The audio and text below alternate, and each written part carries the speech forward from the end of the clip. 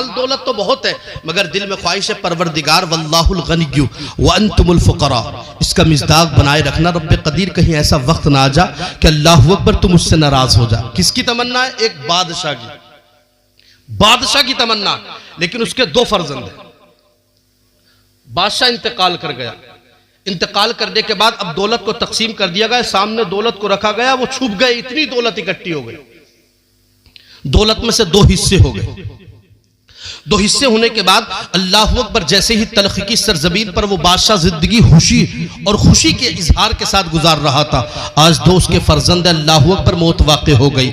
दौलत जिस तरीके से बढ़ती है ऐसी बढ़ गई, दौलत में हिस्से तकसीम हो गए। मोहतरम हजरात, मगर होता यह है अल्लाह वालों का आलम ही होता है। प्यारे तवज्जो है, आपकी तवज्जो है कि नहीं है? अल्लाह अकबर, अल्लाह वालों को तो देखिए, एक बड़ा भाई है, एक छोटा भाई है। जैसे ही दौलत को तकसीम किया गया, दौलत तकसीम करने में कोई झगड़ा नहीं, कोई इख्तिलाफ नहीं, कोई इंतशार नहीं, मगर जैसे ही उस बादशाह के पास 3 नबी के बाल थे। क्या थे? 3 बाल नबी कौनैन के थे। अब बालों की बांटने की बारी आई ना, एक बाल बड़े भाई ने रख लिया, एक बाल छोटे भाई ने रख लिया।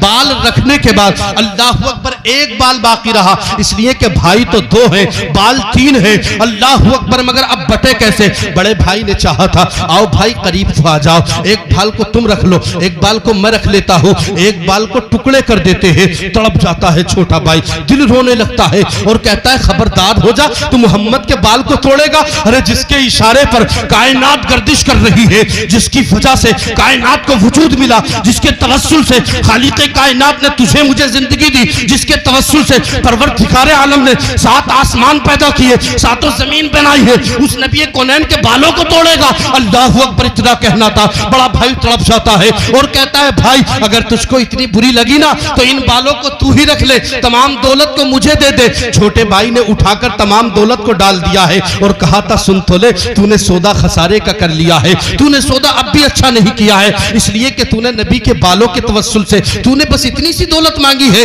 अगर पूरी दुनिया को मेरे कदमों पर डाल देता और नबी के एक बाल को मुझे दे देता तो पूरी दुनिया के कदमों को, जो मेरे कदमों पर डली हुई दौलत थी, उसको मैं ठुकरा देता, नबी के बाल को अपना लेता, नबी के बाल को सीने से लगा लेता। इसलिए कि तू नहीं जानता ये नबी का बाल है, ये वो बाल है जिसका अदब व एहतराम इंसान दुनिया पर कर ले तो अल्लाह इसी के तवस्सुल से जन्नतें दे देता है, खालिक़े कायनात हुकूमतें दे देता है। अल्लाह अकबर, इतना कहने के बाद अब बड़े भाई ने कहा था अब तू निकल जा, तूने तीनों बालों को रख लिया है, अब मुझे रहने दे। तमाम दौलत को छोड़कर जा रहा था। बड़े भाई ने कहा भाई कपड़े भी उतार दे, इसलिए कि कपड़े भी मेरे हैं, इतना कहना था। बड़े भाई ने कहा था ओ भाई कपड़े तो पहनने दे, इसलिए कि जाने से कबल मैं चाहूंगा सतर छुपा करके जाऊं। अल्लाह अकबर, जाने दिया। अब जाने के बाद जंगलों में निकल जाता है, लेकिन वक्त गुजरता चला गया। अमीर भाई जो था गरीब होता गया, गरीब भाई अमीर होता गया। एक वक्त ऐसा आता है अमीर गरीब हो गया, गरीब अमीर हो गया,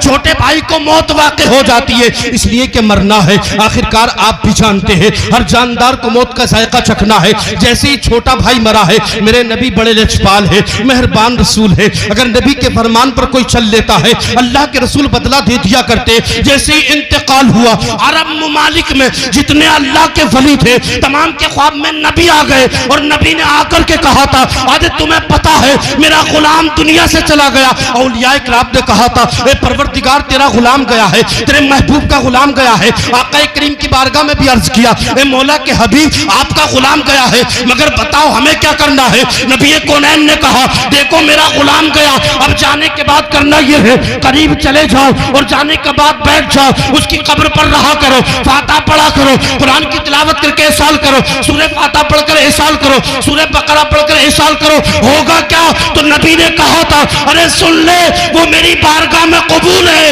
और जो उसकी कब्र पे चला गया वो अल्लाह की बारगाह में कबूल हो जाएगा। सुभान अल्लाह, सुभान अल्लाह, नारे तकबीर, नारे